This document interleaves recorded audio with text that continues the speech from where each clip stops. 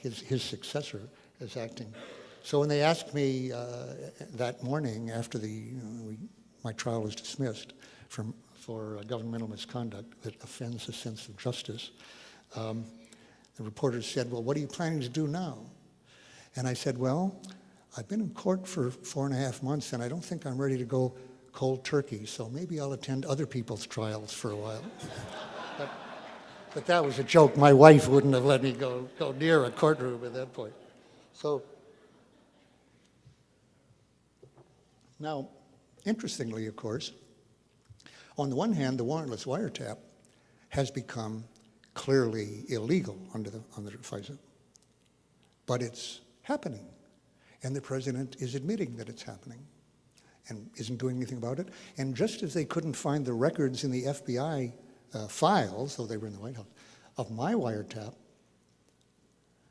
Arlen Specter, the minority, who was formerly, when this was discovered, the majority leader, the chairman of the Senate Judiciary Committee, complained that he was not able to get any records as to what the programs were, who was wiretapped, what was being done, under what circumstances.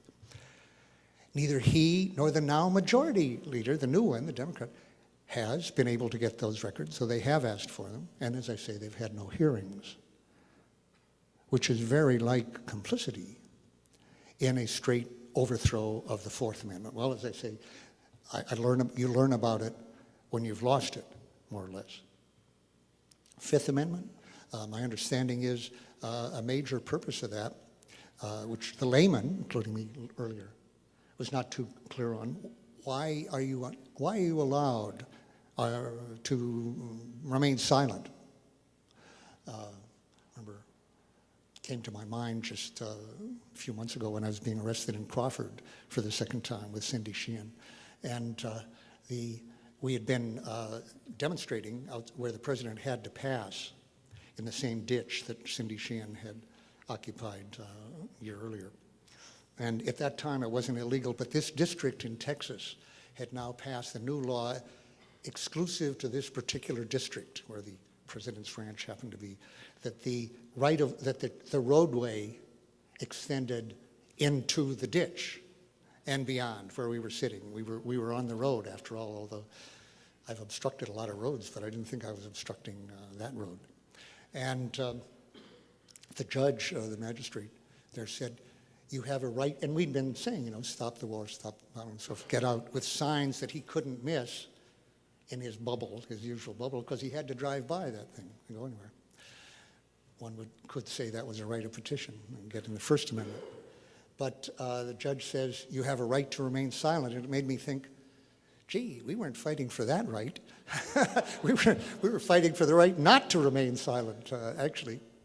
But my understanding now of the major business, why do you allow people to remain silent so they don't have to testify against themselves, is to discourage the use of compelled confessions, compelling someone to testify against themselves by torture. And give up that, and the instinct of any people have you in custody, police, special forces, CIA, whoever it is. But police, not talk about domestic. If you give that up, the incentive to do as is done in other countries to which we render people is to cut through all this gathering of evidence and using, checking for fingerprints and looking for witnesses to testify and stuff like that, lineups and everything. It's just get the suspect to testify, to tell why whatever it takes, whatever it does. As the president calls it, what is it? Enhanced interrogation or alternative measures of interrogation and so forth to it. And it's an encouragement to do that. Who are these suspects? Go back to the NSA thing. It turns out from the Frontline, I'm referring to a TV series or Frontline, you can look them up on the web. The program is still there. The point of the NSA thing, according to some of the people who are willing to talk a little about it, the officials, is to gather enormous amounts of data and analyze it so as to decide who to suspect. Well, that seems understandable, that's plausible. You gather all, see what their patterns of who they talk to, where they go, all this stuff, and you decide whether it's suspicious. But you do that by surveillance, by listening to the conversations of everybody. So the surveillance comes first. The suspicion comes next.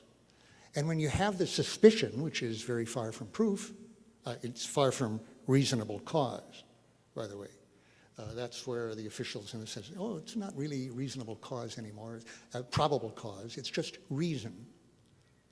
Though what the Constitution says is probable cause. And so with that, you discover who to suspect, then you can lay on full-scale surveillance of them. You could get a warrant at that point, except you'd have to admit that the evidence for the suspicion was unconstitutional. So you don't go to the FISA court and get a warrant, because that would be embarrassing. I am describing, in other words, a considerable change in the way our rights are conceived and protected by our government, by the executive branch.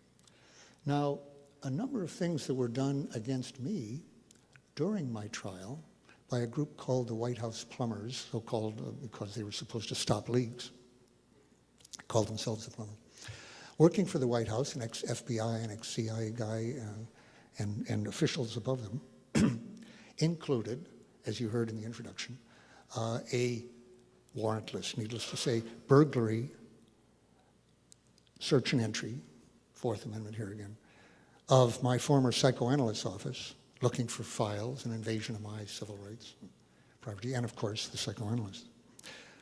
Also, people who are the CIA, which was supposed to be limited in those days strictly to foreign intelligence operations and covert operations, not to domestic activity,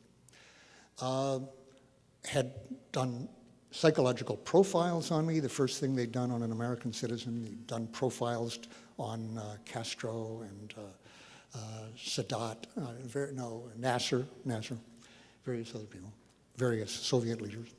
So they did that on me, knowing, by the way, that they were breaking their charter.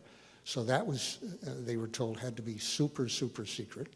They did it, but had to be assured by the White House that it would remain secret, which in the end it didn't.